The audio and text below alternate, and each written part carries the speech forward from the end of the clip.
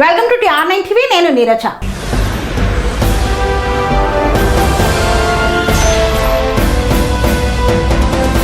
బులెటిన్లో ముందుగా హెడ్లైన్స్ చూద్దాం. ప్రేమతో గుడివాడ సమగ్ర అభివృద్ధిని చేస్తున్నానన్న ఎమ్మెల్యే రాము. లక్ష్మక్కపల్లిలో సమ్మక్క సారలమ్మ జాతర. కేంద్ర ప్రభుత్వ కబంధ హస్తాల నుండి కంటోన్మెంట్ ప్రాంత ప్రజలకు విముక్తి రావాలి. బెంచూర్ ప్రభుత్వ జూనియర్ కళాశాలలో విద్యార్థుల భవిష్యత్తుతో చెలగాటం. రాజకీయంగా ఎదుర్కోలేక కర్ల రాజేష్ ను హత్య చేశారన్న మాజీ ఎమ్మెల్యే. తెలంగాణలో స్థానిక సంస్థల ఎన్నిక నగరం మ్రోగింది. 4 రోజుల నుండి నిలిచిపోయిన సబ్ రిజిస్ట్రార్ సేవలు. రామగుండంలో ప్రజా వ్యతిరేక దుర్మార్గపు పాలన నడుస్తుందన్న మాజీ ఎమ్మెల్యే. నేరేడ్మెట్ స్టేషన్ వద్ద పలు అభివృద్ధి పనులకు శ్రీకారం చుట్టిన ఎంపీ. గుడివాడకు ప్రేమతో వచ్చిన నేను సమగ్ర అభివృద్ధికి కృషి చేస్తున్నానని వెనిగండ్ల రాము పేర్కొన్నారు. గుడివాడ మీద ప్రేమతో వచ్చిన నేను ఈ ప్రాంత సమగ్ర అభివృద్ధికి కృషి చేస్తున్నానని ఎమ్మెల్యే వెనిగండ్ల రాము అన్నారు. ప్రత్యేక దృష్టితో గుడివాడ అభివృద్ధికి సహకరిస్తున్న పెద్దలకు ఆయన ధన్యవాదాలు తెలిపారు. గుడివాడ పట్టణంలోని 1 టౌన్ పోలీస్ స్టేషన్ వద్ద గల తుమ్మల రామబ్రహ్మం మున్సిపల్ పార్కులో 1,17,00,000 రూపాయలతో సిఆర్డీఏ నిధులతో చేపట్టనున్న అభివృద్ధి పనులకు గుడివాడ ఎమ్మెల్యే వెనిగండ్ల రాము భూమి పూజ నిర్వహించి శంకుస్థాపన చేశారు. ఈ సందర్భంగా పెద్దలు చిన్నారులు ఉల్లాసంగా గడిపేలా పార్కులు చేయనున్నట్లు ఏర్పాట్ల వివరాలను మున్సిపల్ అధికారులు ఎమ్మెల్యే రాముకు తెలిపారు. అనంతరం ఎమ్మెల్యే వెనిగండ్ల రాము మీడియాతో మాట్లాడుతూ కూటమి ప్రభుత్వం అధికారంలోకి వచ్చిన నాటి నుండి గుడివాడలో అనేక అభివృద్ధి కార్యక్రమాలు జరిగాయన్నారు. 2 దశాబ్దాలుగా నియోజకవర్గ వ్యాప్తంగా అపరిష్కృతంగా ఉన్న సమస్యల పరిష్కారానికి ఇప్పటి వరకు కూటమి ప్రభుత్వం 237.65 కోట్లు మంజూరు చేసిందని తెలిపారు. ఇప్పటికే అత్యధిక శాతం నిధులతో గ్రామాల్లో గుడివాడ పట్టణంలో అనేక ప్రాంతాల్లో రోడ్లు, త్రాగునీటి సమస్యలను పరిష్కరించినట్లు వెల్లడించారు. పార్టీలకు అతీతంగా గుడివాడలో ప్రజలు ఇస్తున్న మద్దతుతో నాలో మరింత ఆత్మధైర్యం పెరిగిందని, పెట్టుబడులు పెట్టండి అని అడిగే ధైర్యం కూడా వచ్చిందని ఆయన తెలిపారు. గుడివాడ అభివృద్ధిలో ప్రతి ఒక్కరి సూచనలు పాటిస్తానని, కొన్ని సమస్యలు పరిష్కరించడంలో సాంకేతిక కారణాలతో ఆలస్యమైన వాటిని ఖచ్చితంగా పరిష్కరిస్తామని తెలిపారు. లక్ష్మక్కపల్లిలో శ్రీ సమ్మక్క సారలమ్మ జాతరను అత్యంత వైభవంగా నిర్వహిస్తున్న జోగి నవ్య. యాదాద్రి భువనగిరి జిల్లా రాజాపేట మండలం లక్ష్మక్కపల్లి గ్రామంలో శ్రీ సమ్మక్క సారలమ్మ జాతర జనవరి 27 నుండి 31 వరకు అత్యంత వైభవంగా జాతరను నిర్వహిస్తున్నారు. ఈ సందర్భంగా జోగి నవ్య మాట్లాడుతూ జనవరి 27, 2026 మంగళవారం సాయంత్రం 4 గంటలకు ఎల్లమ్మ బోనాల కార్యక్రమం ఉంటుందని తెలిపారు.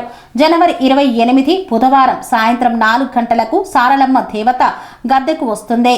జనవరి 29, 2026 గురువారం రోజు సాయంత్రం 5 గంటలకు సమ్మక్క దేవత గద్దెకు వస్తుంది. 30 జనవరిన శుక్రవారం వనదేవతలకు మొక్కులు చెల్లిస్తారు. జనవరి 31 శనివారం సాయంత్రం 4 గంటలకు సమ్మక్క సారలమ్మ వన ప్రవేశము జరుగుతుంది. కావున భక్తులు అధిక సంఖ్యలో పాల్గొని అమ్మవార్లను దర్శించుకొని మొక్కులు చెల్లించుకోవాలని పిలుపునిచ్చారు. ఈ కార్యక్రమంలో వెంకటాపురం ప్రేమలత, బాలరాజు తదితరులు పాల్గొన్నారు. నాకు 12 సంవత్సరాల నుంచి సమ్మక్క దేవుడు వస్తుండే. అట్లా దేవుడు రావడం వల్ల మేము ఇంట్లో ఫస్ట్ చిన్నగా చేసుకున్నాం దేవుడికి. తర్వాత కొంచెం మంచి పెద్దగా చేసుకోవాలనిపించి ఇక్కడ మా బావి దగ్గరనే దేవుని గద్దెలు పెట్టుకోవడం జరిగింది. తర్వాత ఇంకా కొంచెం చిన్న చుట్టుపక్కల వాళ్ళు రావడం చేయడం అట్లా దేవుడు కొంచెం అనుకున్నవి కావడం వల్ల చుట్టుపక్కల ఊళ్ళ వాళ్ళు జరుగుతుంది. ఈ రోజు నుండి జాతర జరుగుతుంది. ఈరోజు ఏమో సాయంత్రం ఎల్లమ్మ తల్లికి బోనాలు, రేపు బుధవారం సారలమ్మని తీసుకురావడం జరుగుతుంది. కేంద్ర ప్రభుత్వ కబంధ హస్తాల నుండి కంటోన్మెంట్ ప్రాంత ప్రజలకు విముక్తి కలగాలన్న ప్రొఫెసర్ కోదండరాం.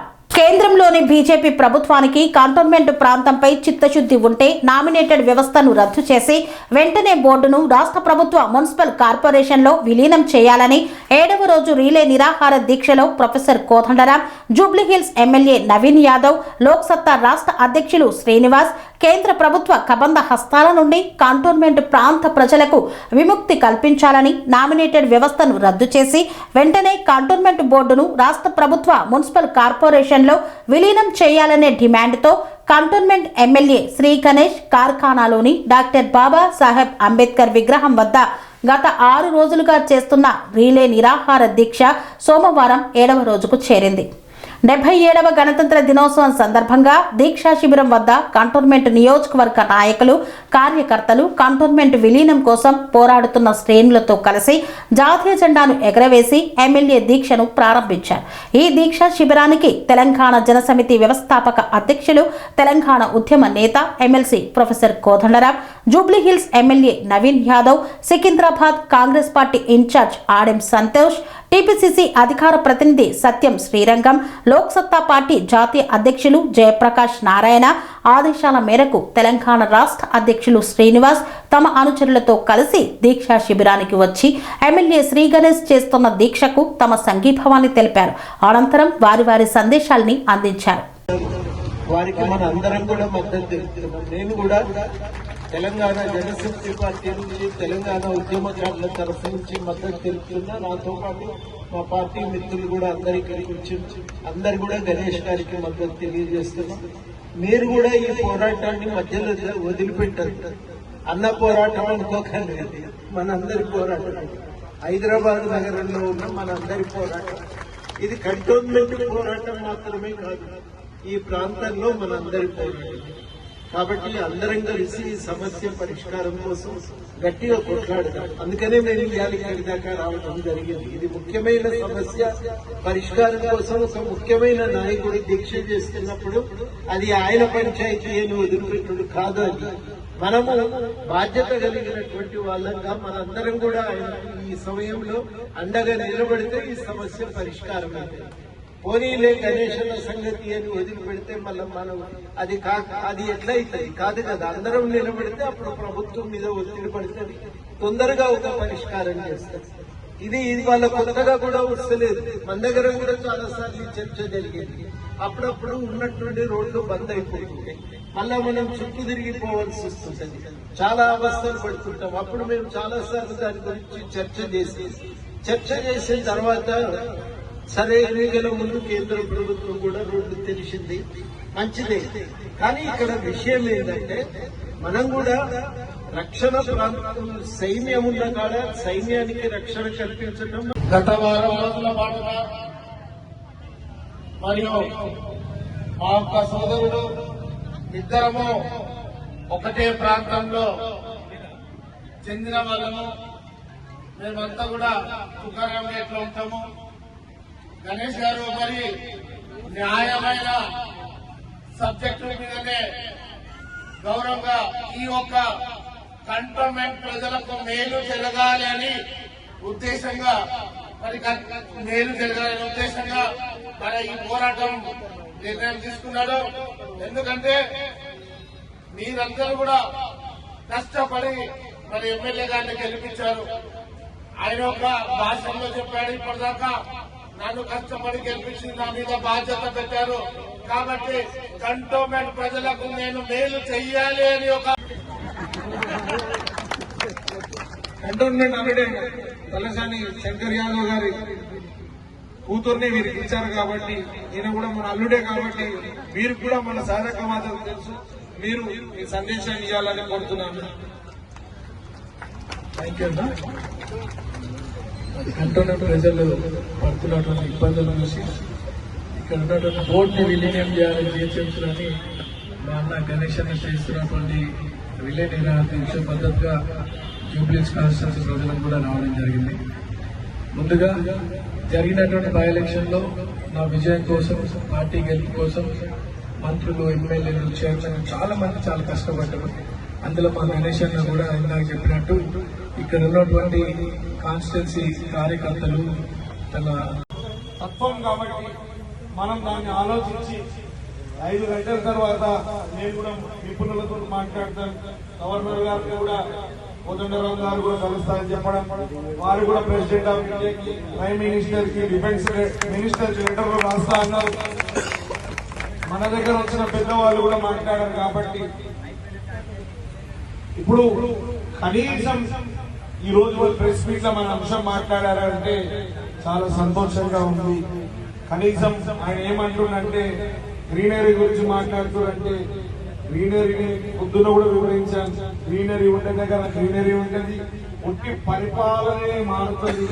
మిగతాది ఎలా ఉంది? బెజ్జూరు ప్రభుత్వ జూనియర్ కళాశాలలో విద్యార్థుల భవిష్యత్తుతో చెలగాటం ఆడుతున్న వైనం. 3 నెలలుగా అధ్యాపకులు లేక బోధన నిలిచిపోయిన తీరు. ప్రభుత్వం ఒకవైపు విద్యే ప్రగతి అని నినాదాలు చేస్తుంటే మరోవైపు క్షేత్రస్థాయిలో మాత్రం విద్యార్థుల భవిష్యత్తు నిర్లక్ష్యానికి గురవుతోంది. కొమరం భీం ఆసిఫాబాద్ జిల్లా బెజ్జూరు ప్రభుత్వ జూనియర్ కళాశాలలో గత 3 నెలలుగా వృక్షశాస్త్ర అధ్యాపకులు లేకపోవడం బైపీసీ విద్యార్థుల జీవితాల్లో అనిశ్చితిని నింపుతోంది. కీలకమైన సబ్జెక్టుకు బోధన పూర్తిగా నిలిచిపోవడంతో పరీక్షలు సమీపిస్తున్న వేళ విద్యార్థులు తీవ్ర మానసిక ఒత్తిడికి లోనవుతున్నారు. బైపీసీకి పునాది అయిన వృక్షశాస్త్రం కానీ బోధన మాత్రం శూన్యం. బైపీసీ గ్రూపులో వృక్షశాస్త్రం అనేది ఐచ్ఛిక సబ్జెక్టు కాదు, భవిష్యత్తును నిర్ణయించే పునాది. వైద్య, జీవశాస్త్ర, వ్యవసాయ రంగాల్లో ఉన్నత విద్యకు ఇది కీలకమైన అంశం. ఇలాంటి సబ్జెక్టుకు 3 నెలలుగా అధ్యాపకులు లేకపోవడం విద్యా వ్యవస్థపై తీవ్ర విమర్శలకు దారితీస్తోంది. తరగతులు జరగడం లేదు, సందేహాలు తీర్చేవారు లేరు, సిలబస్ ముందుకు కదలడం లేదు. ఇది విద్యార్థుల తప్ప లేక వ్యవస్థ వైఫల్యమా అన్న ప్రశ్నలు వినిపిస్తున్నాయి. ఫిబ్రవరి 2వ తేదీ నుండి ఇంటర్మీడియట్ ప్రాక్టికల్స్ ప్రారంభం కానుండగా ఇప్పటికీ వృక్షశాస్త్ర రికార్డు పూర్తి కాలేదని విద్యార్థులు వాపోతున్నారు. ప్రాక్టికల్స్ అనేది కేవలం హాజరు కోసం కాదు, ప్రయోగాల అవగాహన, రికార్డు వర్క్, అధ్యాపకుల నిరంతర పర్యవేక్షణ. ఇవి లేకుండా ప్రాక్టికల్స్ ఎలా నిర్వహిస్తారన్నది పెద్ద ప్రశ్నగా మారింది. సిలబస్ అసంపూర్తి, ఫలితాలపై భయం. వృక్షశాస్త్ర సిలబస్ పూర్తి కాకుండా ఫైనల్ పరీక్షలు రాయాల్సి వస్తే ఫెయిల్ అయ్యే అవకాశం ఉందని విద్యార్థులు భయపడుతున్నారు. మా చదువు మా చేతుల్లో లేదు, అధికారులు తీసుకునే నిర్ణయాలపైనే ఆధారపడి ఉంది అని విద్యార్థులు ఆవేదన వ్యక్తం చేస్తున్నారు. డీఈఓ నిర్లక్ష్యంపై పెరుగుతున్న విమర్శలు. విద్యార్థుల సమస్య తెలిసినా డీఈఓ స్పందించకపోవడంపై తీవ్ర విమర్శలు వినిపిస్తున్నాయి. బెజ్జూరు ప్రభుత్వ జూనియర్ కళాశాలలో వృక్షశాస్త్ర పోస్టు ఖాళీగా ఉన్నప్పటికీ శాశ్వతంగా నింపకపోవడం వెనుక ఏమి కారణమన్న అనుమానాలు వ్యక్తమవుతున్నాయి. బెజ్జూరు ప్రభుత్వ జూనియర్ కళాశాలలో బోటనీ అధ్యాపకులు లేక విద్యార్థులు వృక్షశాస్త్ర విద్యకు దూరంగా అయినారు. గత 3 నెలల నుండి అధ్యాపకుడు లేక కళాశాలలో విద్యార్థులు తీవ్ర ఇబ్బందులు పడుతున్నారు. ప్రభుత్వం ఇటీవల బోటనీ అధ్యాపకుల్ని నియమించినప్పటికీ ఆన్ డ్యూటీ పైన బెజ్జూరులో బోటనీ లెక్చరర్గా విధులు నిర్వహించాల్సిన అధ్యాపకురాలు సికింద్రాబాద్కు డిప్యుటేషన్పై వెళ్లడం జరిగింది. నవంబర్ నెల నుంచి డిప్యుటేషన్కు వెళ్లిన విద్యా వ్యవస్థ పూర్తిగా నిర్వీర్యమైంది. కళాశాలలో అధ్యాపకురాలు లేకపోవడంతో వృక్షశాస్త్రంలో పూర్తి స్థాయిలో విద్యార్థులు చదువును చేయలేకపోయారు. దీంతో వచ్చే నెల 2వ తేదీ నుంచి జరగాల్సిన ప్రాక్టికల్స్ కోసం బాటనీకి సంబంధించిన బైపీసీ విద్యార్థులు తీవ్ర ఆందోళన చెందుతున్నారు. ఒకవైపు గత 3 నెలల నుంచి అధ్యాపకురాలు లేరు, రెండవ వైపు ఎగ్జామ్స్ ముంచుకు వస్తున్నాయి. ఈ పరీక్షలలో మరియు రాయాలంటే, ప్రాక్టికల్స్ చేయాలంటే దానికి రికార్డ్స్ కంప్లీట్ చేయాలి. రికార్డ్స్ కూడా పూర్తి స్థాయిలో కంప్లీట్ కాలే. గత కొన్ని రోజుల క్రితం విద్యార్థులు ఆందోళన చేసి తహసీల్దార్కు వినతి పత్రం సమర్పిస్తే రెవెన్యూ అధికారులు, ఉన్నతాధికారుల ఒత్తిడితో కేవలం 2 రోజులు మాత్రమే పాక్షికంగా ఒక అధ్యాపకుని నియమించినారు. ప్రభుత్వం నవంబర్ నెలలో వెళ్లిపోయిన ఫుల్ ఆన్ డ్యూటీ అధ్యాపకుల స్థానంలో తీసుకోవలసిందిగా కళాశాలకు జిల్లాలో ఉత్తర్వులు జారీ చేశారు. జిల్లాలో 2 అతిథి అధ్యాపకులను తీసుకునేందుకు ప్రభుత్వం ఉత్తర్వులు ఇచ్చినప్పటికీ జిల్లా మాధ్యమిక విద్యా అధికారి డిఐఈఓ గారు నిర్లక్ష్యం కారణంగా నవంబర్ నుంచి బెజ్జూరు ప్రభుత్వ జూనియర్ కళాశాలలో అధ్యాపకుడు కరువయ్యారు. దీంతో విద్యార్థులు ఫైనల్ ఎగ్జామ్ సమీపిస్తున్న పూర్తి స్థాయిలో వృక్షశాస్త్రంలో పాఠాలు కానీ, ప్రాక్టికల్స్ కానీ, దానికి సంబంధించినటువంటి రికార్డ్స్ కానీ కంప్లీట్ కాకపోవడంతో ఉత్తీర్ణులు కాలేమేమో అనే ఉద్దేశంతో ఫెయిల్ అవుతామనే భయాందోళనలో ఉన్నారు. మరి అధికారులు, జిల్లా స్థాయి అధికారులు స్పందించాలి. గత 3 నెలల నుండి ఫుల్ టైమ్కు విద్యను అందించే. నా పేరు శ్రీకాంత్. నేను బెజ్జూరు జూనియర్ కళాశాలలో చదువుతున్నాను.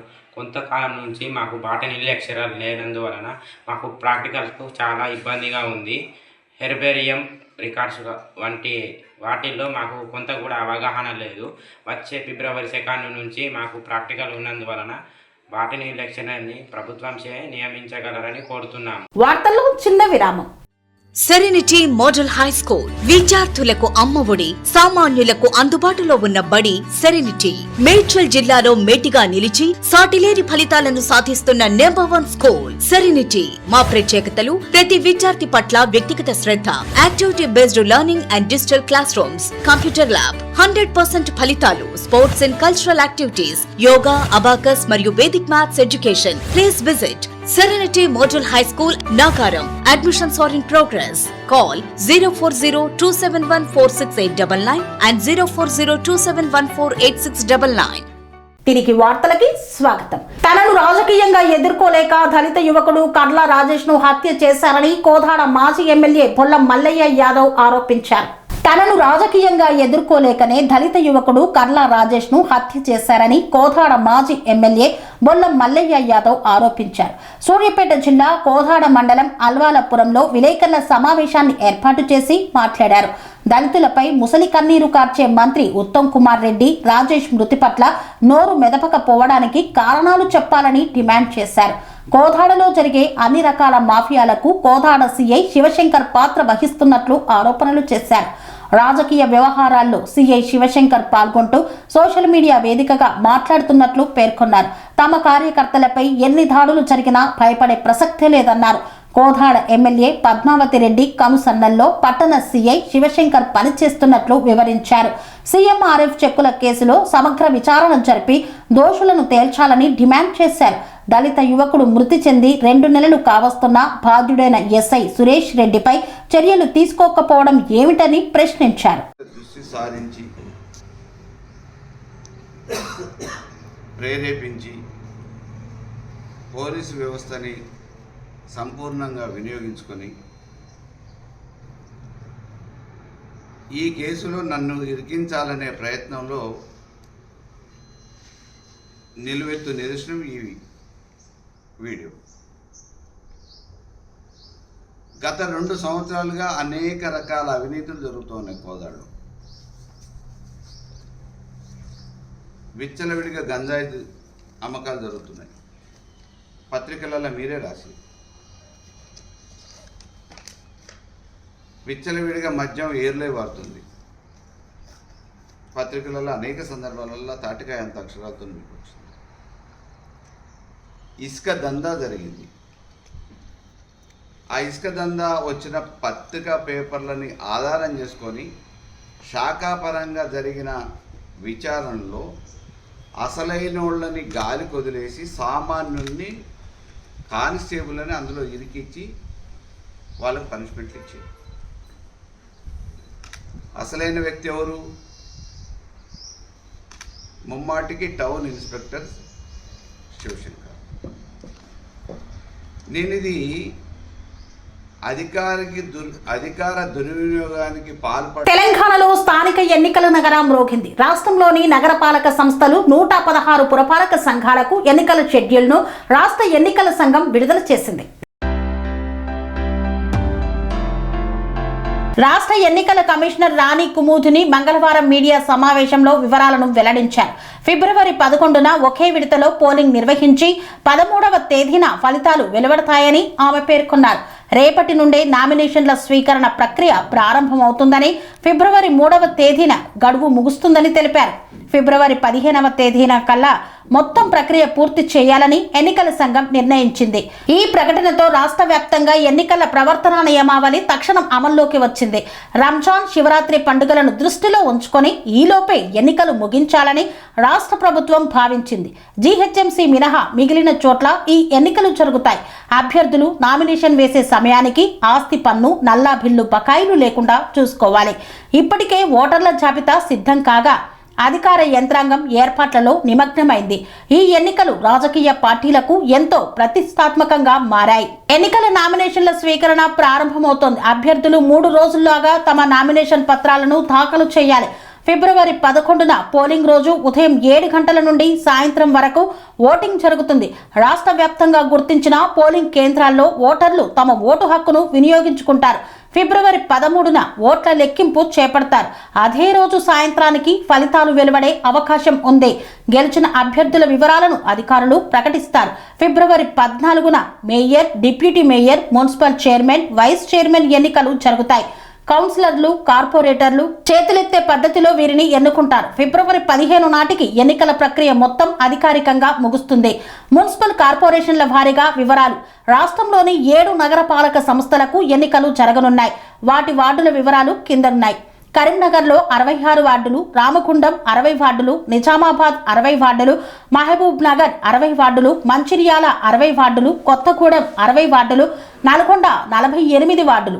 మొత్తం కార్పొరేషన్ వార్డులు 414. రాష్ట్రంలోని 116 మున్సిపాలిటీల్లోని వార్డుల సంఖ్య వివరాలు జిల్లాల వారీగా ఇలా ఉన్నాయి.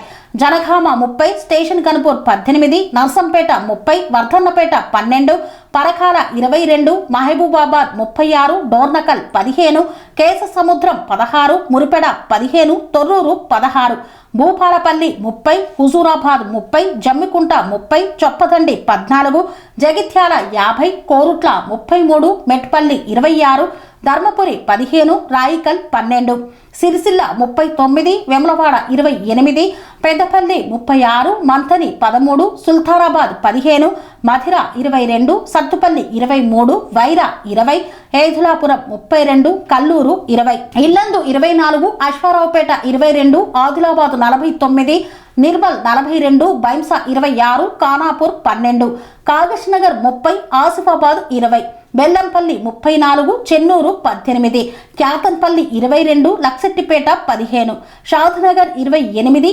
ఇబ్రహీంపట్నం 24, మైనాబాద్ 26, చేవెళ్ల 18, ఆమనగల్ 15, శంకట్పల్లి 15, వికారాబాద్ 34, తాండూరు 36, పరిఖి 18, కొడంగల్ 12, మూడుచింతలపల్లి 24, ఎల్లంపేట 24, అలియాబాద్ 20, బోధన్ 38, ఆర్మూర్ 36, భీమగల్ 12, కామారెడ్డి 49, బాన్సువాడ 19, ఎల్లారెడ్డి 12, బిచ్కుంద 12, భువనగిరి 35, చౌటుప్పల్ 20, ఆలేరు 12, మోత్కూరు 12, పోచంపల్లి 13, యాదగిరిగుట్ట 12, సూర్యాపేట 48, కోదాడ 35, హుజూర్నగర్ 28, నేరేడుచెర్ల 15, తిరుమలగిరి 15, మిర్యాలగూడ 48, దేవరకొండ 20, చిట్యాల 12, హాలియా 12, నందికొండ 12, చెండూరు 10, గజ్వెల్ 20, దుబ్బాక 20, హుస్నాబాద్ 20, చేరియాల 12, సంగారెడ్డి 38, జహీరాబాద్ 37, సదాశివపేట 26,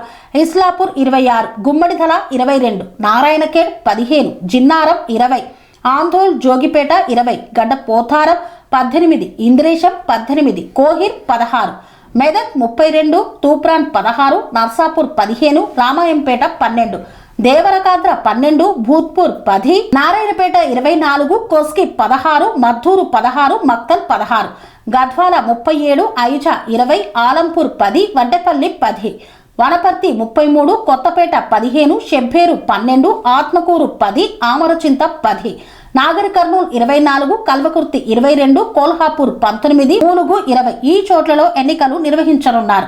4 రోజుల నుండి నిలిచిపోయిన సబ్ రిజిస్ట్రార్ సేవలు రాష్ట్ర వ్యాప్తంగా స్లాట్ బుకింగ్ కాకపోవడంతో బాధితులు పడిగాపులు కాస్తున్నారు. సూర్యాపేట జిల్లా కోదాడలో ఉన్న సబ్ రిజిస్టర్ కార్యాలయంలో ఆన్లైన్ సేవలు 4 రోజుల నుండి నిలిచిపోవడంతో రిజిస్ట్రేషన్ చేయించుకోవడానికి వచ్చిన బాధితులు తీవ్ర ఇబ్బందులకు గురవుతున్నారు.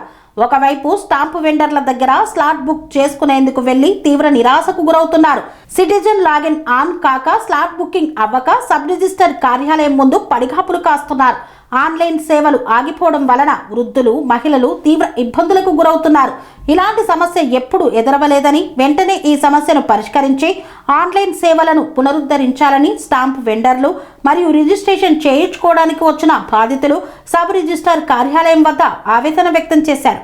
నమస్తే అండి, నేను బిఆర్ సబ్ రిజిస్ట్రార్ కూడా రిజిస్ట్రేషన్ డిపార్ట్మెంట్కి సంబంధించి ఐజీఆర్ఎస్ సైట్లో కొన్ని సాంకేతిక సమస్యల వల్ల స్టాంప్ వెండర్కి సంబంధించి ఆప్షన్ కనిపించట్లేదు.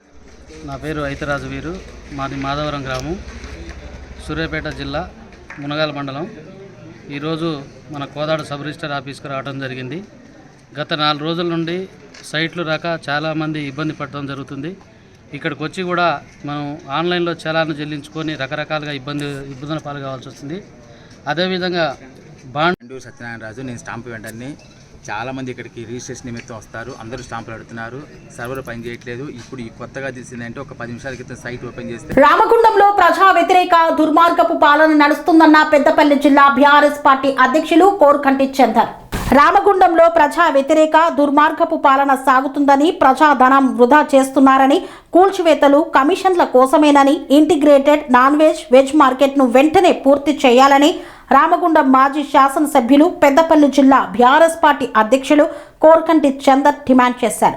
ఎమ్మెల్యే మక్కన్ సింగ్ రాజ్ ఠాకూర్ 2 ఏళ్ల పాలనపై మాజీ ఎమ్మెల్యే కోరుకంటి చందర్ విడుదల చేసిన ఛార్జిషీట్లోని integrated non veg market, MLA Raj Thakur నిర్లక్ష్యాన్ని నిరసిస్తూ బీఆర్ఎస్ శ్రేణులతో కలిసి Godavarikhani Addaguntapalli integrated non veg మార్కెట్ను ఆయన సందర్శించారు.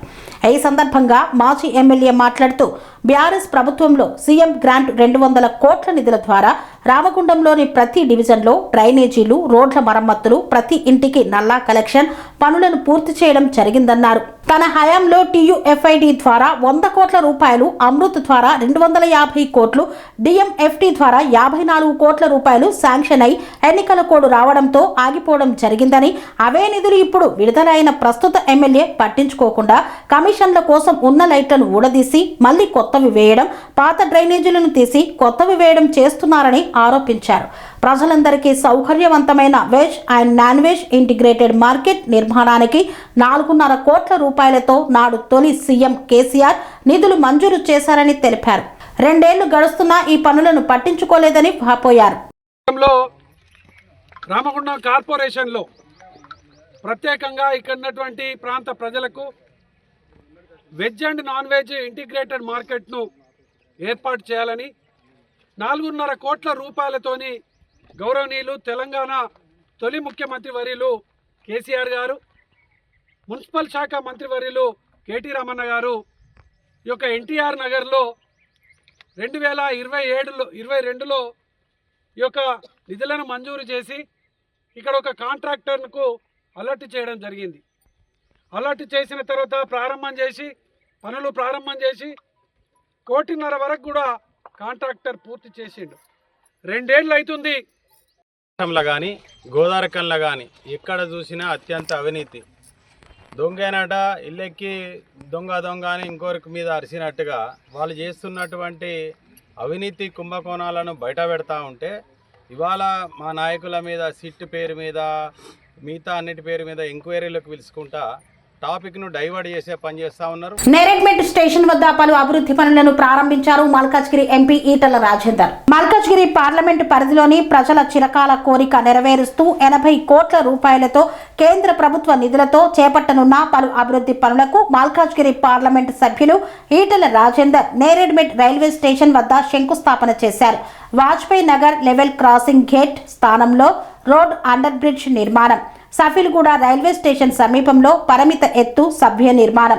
ఈ కార్యక్రమంలో స్థానిక ఎమ్మెల్యే మర్రి రాజశేఖర్ రెడ్డి, కార్పొరేటర్లు రాజ్యలక్ష్మి, వి శ్రావణ్ కుమార్, మీనా, ఉపేందర్ రెడ్డి, గున్నాల సునీత శేఖర్ తదితరులు పాల్గొన్నారు.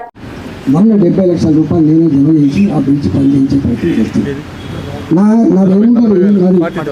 ఇంకొక మాట చెప్తున్నా రాజశేఖర్ మీకు, అంటే ప్రజలు కూడా చెప్పాలి. నేను రైల్వే డిపార్ట్మెంట్ అయ్యా, ఈ భూములన్నీ కూడా ఒకనాడు తెలంగాణ ప్రభుత్వం మీకు అక్వైర్ చేసి ఇవ్వచ్చు, లేకపోతే లీజ్ ఇవ్వచ్చు, ఏమని ఇవ్వచ్చు. కానీ ఈ డిపార్ట్మెంట్ ప్రజలకు సౌకర్యం కలిగించడం కోసం ఉండాలి తప్ప ప్రజలకు ఇబ్బంది పెట్టే పరిస్థితి రావద్దు అని చెప్పి నాకు తెలిసి మరి వీరి కాలం శ్రావణ్ గారు, రాజ్యలక్ష్మి గారు, మీనా ఉపేందర్ రెడ్డి గారు, సునీత శేఖర్ గారు, మేకల సునీత యాదవ్ గారు, శాంతి శ్రీనివాసరెడ్డి గారు, సబితా కిషోర్ గౌడ్ గారు, వేదిక ఉన్నటువంటి పెద్దలకు, మా ముందున్న ప్రెస్ మిత్రులకు, కాలనీ పెద్దలకు, అన్ని పార్టీల నాయకులకు అందరికీ నమస్కారం. జై తెలంగాణ. భారత్ మాతాకి, భారత్ మాతాకి. ఇంతటితో వార్తలు సమాప్తం. మరిన్ని అప్డేట్స్ కోసం చూస్తూనే ఉండండి ధ్యానం టీవీ.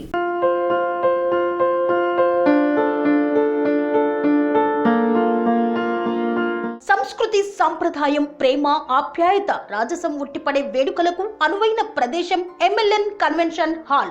కని విని ఎరుగని రీతిలో జరిగే మీ ఇంటి కళ్యాణ వైభోగానికి అందమైన కళ్యాణ వేదిక MLN convention hall. MLN convention hall ప్రత్యేకతలు: సువిశాలమైన wedding halls, centralise AC banquet hall మరియు విశాలమైన డైనింగ్ హాల్, వధువరుల కోసం ప్రత్యేక AC మరియు నాన్ AC గదులు, నక్షత్రాల వెలుగులో పచ్చని పచ్చికపై పార్టీల కోసం అనువైన గార్డెన్. MLN కన్వెన్షన్ లో CCTV పర్యవేక్షణతో పూర్తి భద్రత, 2000 వాహనాలు పార్కు చేసేందుకు సువిశాల పార్కింగ్ సౌకర్యం. మీ ఇంట జరిగే అన్ని శుభకార్యాలకు, పెళ్లి, reception, engagement, birthdays, get together, corporate events, ఏ ఇతర శుభకార్యాలకైనా అందమైన వేదిక MLN కన్వెన్షన్ హాల్. బుకింగ్ కోసం సంప్రదించండి 7550438888 మరియు 7550428888. మా అడ్రస్ చీర్యాల లక్ష్మీ నరసింహస్వామి దేవాలయం ప్రక్కన, near outer ring road, Keesara junction, Cheeryal గ్రామం, మేడ్చల్ జిల్లా.